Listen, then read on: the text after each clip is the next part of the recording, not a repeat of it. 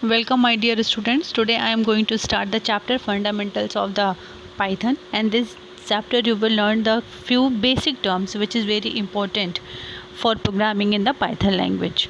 So starting with the term, the very first and the important term that what I am going to discuss, that is token. And with this particular topic or term you will be able to understand many other points also. So starting with the definition, when we program, each and every word, each and every punctuation mark, each and every operator what we will write in the program is called as token. So when we are talking about the definition, we can say the smallest unit means every smallest individual unit in a program is called the token, or you can say lexical unit. So the token is the most popular word, just keep focus on the term token. So according to the requirement of the program and according to the terms what we are using in the program, there can be 5 types of tokens in the Python. The first one is the keyword, and the second identifiers, literals, operators, and the punctuators. We will discuss it one by one in our coming slides. So before moving forward, I just want to discuss that when we were given any type of essay to write, and the word limit of that particular essay could be anything. It will be 150, 120, 200. And when we were in the junior classes, we usually wrote the paragraph and calculate the number of the word. So each and every word what we were calculating in the similarly, each and every word what we are writing in the programming is called the token. For example, if I am saying that Sita is singing, so Sita is singing are the 3 words. In these 3 words there is noun, helping verb, different kinds of topics can be discussed. So in the similar way, when we are writing a program, each and every word what we are using in the programming is called token, and every word or the every statement having some different kind of token, and the word that what we are using can be of these 4 types that what are written here. So starting with the very first type of token, that is keyword. So before starting with the topic, let's have an example that what type of question you will have to face in your examination. For example, you have given a line that is for a in range. If a modulus 2 is equal to 0 and print a. So there are 3 lines of the programming, and you will be asked in your examination to identify the tokens and their types, and you will have to write it. So just keep this particular example in your mind and start studying there how many type of tokens can be in a line, in a statement. So if I will identify the tokens from this line, you can say for a in range, opening parenthesis, closing parenthesis, comma, this colon, 1, 5, each and every individual unit what we are using it separately called as token. Similarly, in the next line you can see that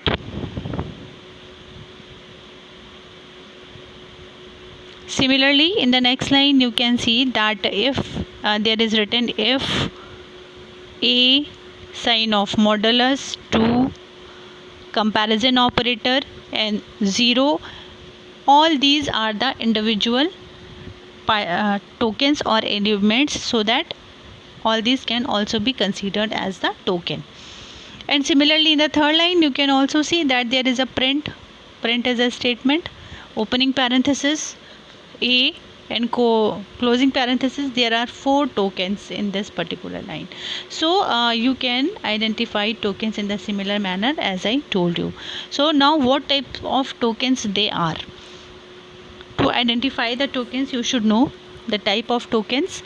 As I had told you earlier, their names, that may be any keyword, that may be any identifier, that may be any literal, that may be any type of operator, that may be any type of punctuator. So these are the common 5 types in which any type of token may lie.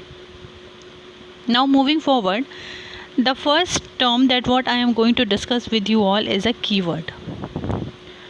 So keywords are the reserve words that are used by the Python, and you don't use that word for your personal use when you are writing the name of any type of variable, and when you are writing the name of function or anything else. Means you cannot use according to your need, your requirement, the definition of the these keywords, the working of these keywords are already defined in the Python. And this is a very simple way to identifying a keyword, that when you type in any IDLE, the color of the keywords may be changed. It may turn in the blue color or purple. It may be blue or purple. So according to the interface you are using. So the keywords are the reserve word which is already used by the Python. So in total there are 33 keywords in the Python 3.7 version. As you change the version, the number of the keywords may be changed. There may be some new keywords may be involved, or some old may be removed also. So here is a few examples also, like false, else, import, pass, none, break, except, if, for, while, and there are many others keywords also. Now moving forward, the next topic, that is identifier. What is identifier? Before starting the identifier, let's take an example of, as we are solving a problem in algebra, or we are doing any mathematical problem, we are simply write a is equal to 5. So here I am saying a is a variable.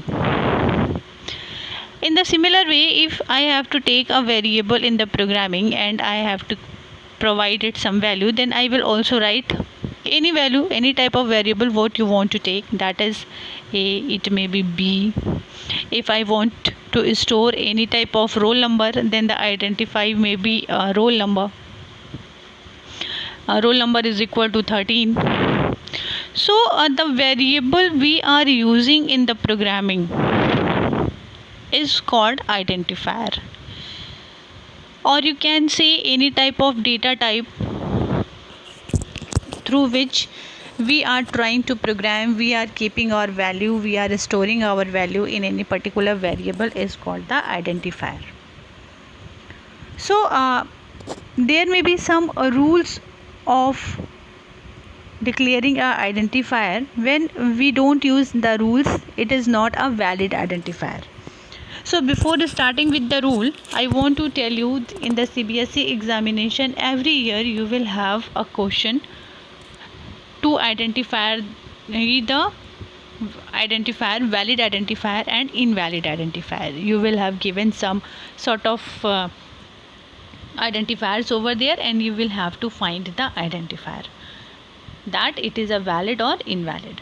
So if any identifier follow the rules, so then this is a valid identifier, and if any identifier is there that omits the rule, then that is invalid identifier. So what are the rules? There are 3 rules through which you can declare an identifier. Like first, that you can use alphabet from A to Z in the capital letter, as well as you can alphabet small a to small z in the lowercase also.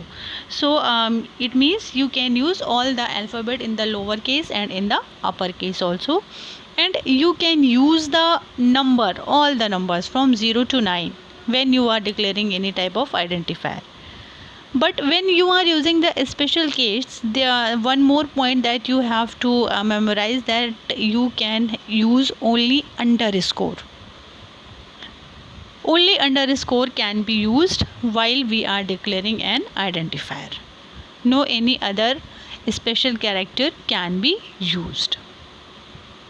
Now moving forward, these are the 3 types of digits, or you can say number, characters, alphabet, that what you can use while you are declaring an identifier. There is one more rule, that the no identifier can be started with a number. You can start an identifier by the alphabet. It may be in lowercase, it may be in the uppercase. Start with underscore also, but not any identifier can be start by using the number. If any identifying fire is installing using the identifier, then this type of identifier is not a valid identifier. Now moving forward, I can show you an example also. Like if I am writing here ABC underscore 13, then this is a valid identifier.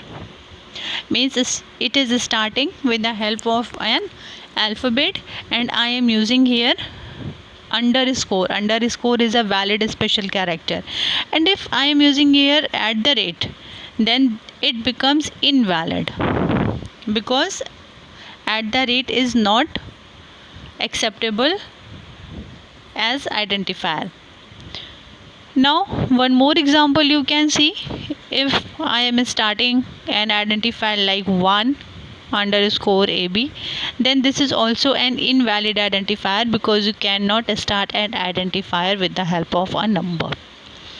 So these are few points which you have to keep in your mind while you are declaring an identifier. And as I had told you earlier, that you can have, definitely you have such kind of question in your examination also.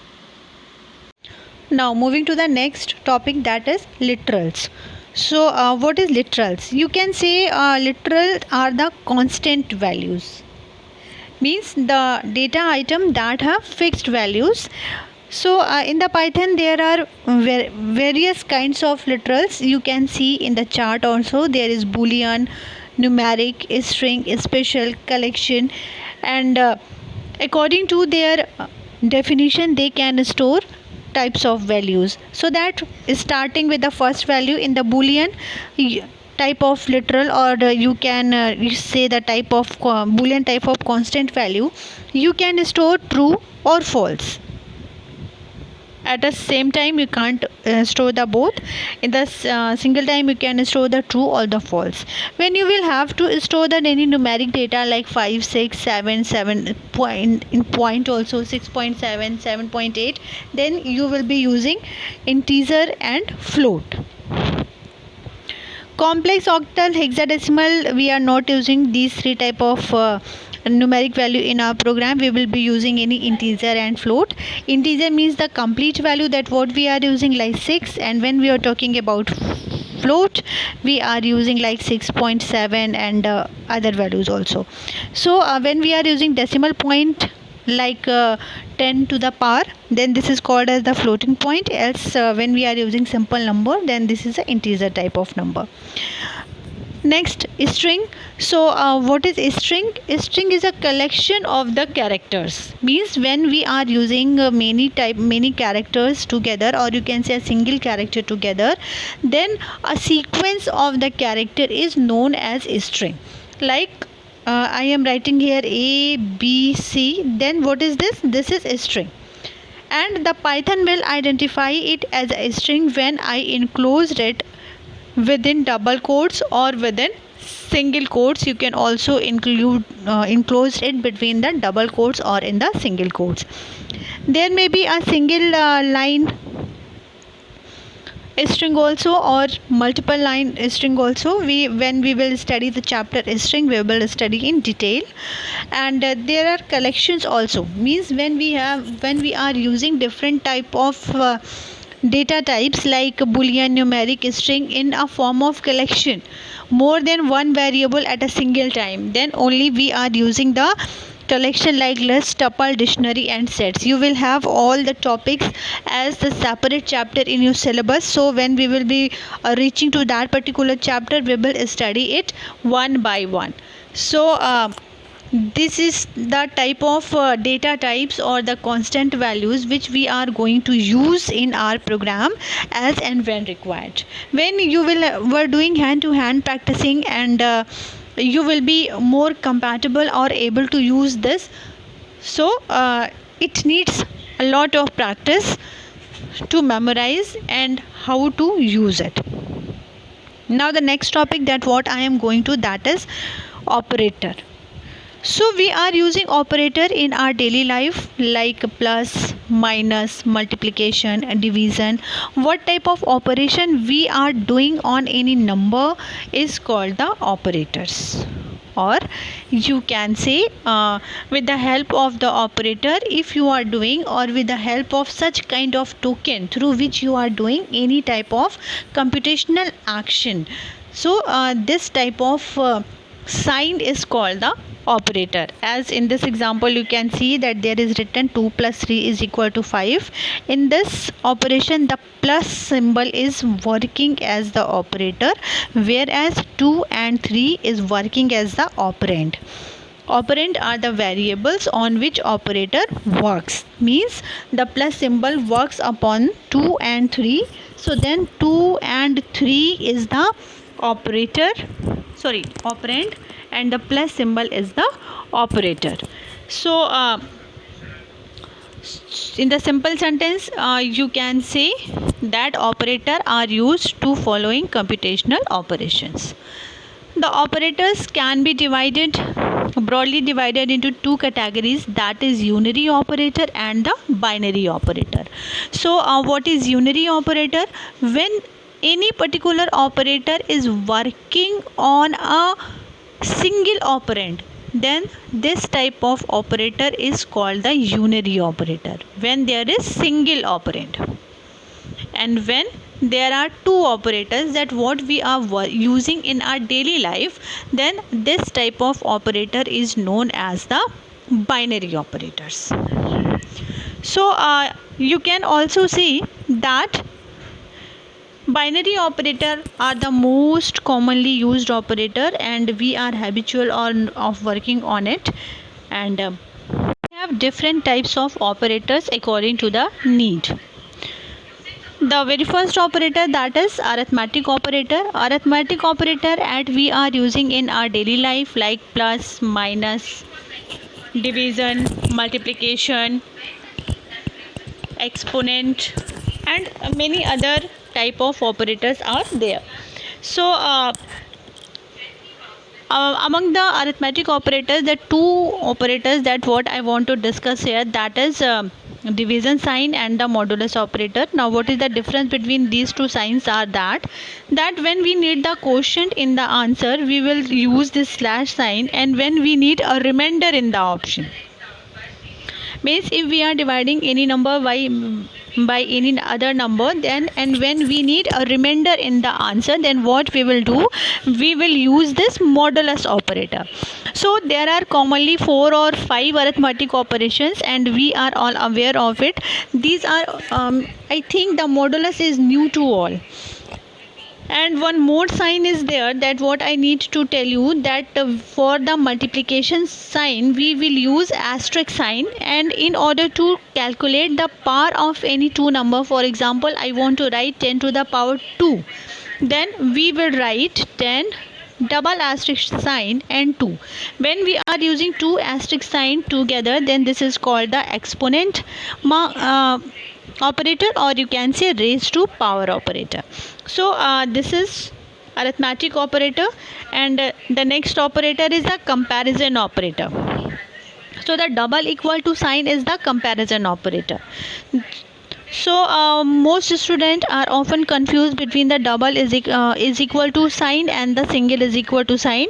So let me tell you, the single is equal to sign is the assignment operator, whereas the double is equal to sign is the comparison operator. Means when we are comparing any two values, then we are using the double is equal to sign, and when we are assigning any value to any other variable, then this type of sign is called as the assignment operator. You can see with the help of an example, if I am writing A is equal to B, then this particular line statement means that whatever value is stored in a variable B will assigned to the variable A. For example, if B has value 5, then A will have also value 5. And if I am using double is equal to sign like this, then it will compare that the value is stored in A is equal to value stored in B or not. The Outcome of this operation may be true or false. If the both values will same, the output will true, and if the different values are stored in a and b, then the output will false. So this is the comparison operator when we are using double is equal to sign together. Now moving forward, the next that I am going to discuss, that are the logical operators. Logical operators or the relational operators are, you can say, like when we are using less than, equal than, less than or equal than, such kind of operations when we are doing, then this type of operation is known as the, also comes under the comparison operator. And the logical operators are simply and or not. When we have more than one condition to evaluate, and according to the two or more than two conditions we will have to take the decision, then we will use and operator or operator according to the requirement. So these are the simple and introduction to the operators. As we are going to use, you will came to know about more about these operators. Now the next, that what type of token that we have is punctuator. So what is punctuator? We had already studied keywords, identifiers, operators, literals, and one thing is left, that is punctuator. Any mark, any sign like comma, parenthesis, single quote, double quote. As you can see, there are many punctuators are listed, like parenthesis, square parenthesis, curly braces, colon, comma is equal to semicolon if we are using. But you can see that the dollar sign and the question mark are not allowed in the Python as punctuator. So these are the punctuators. Now I am moving for backward. The example that I had shown you in the very beginning of these topics, this was the example.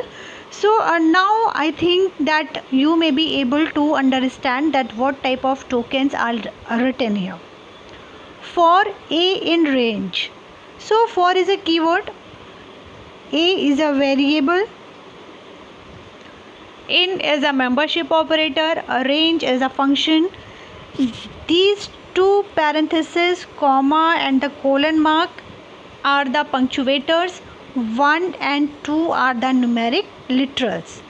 Similarly, in the next line you can see that if is a keyword used in the Python, a is a simple variable or identifier, that what you want to say.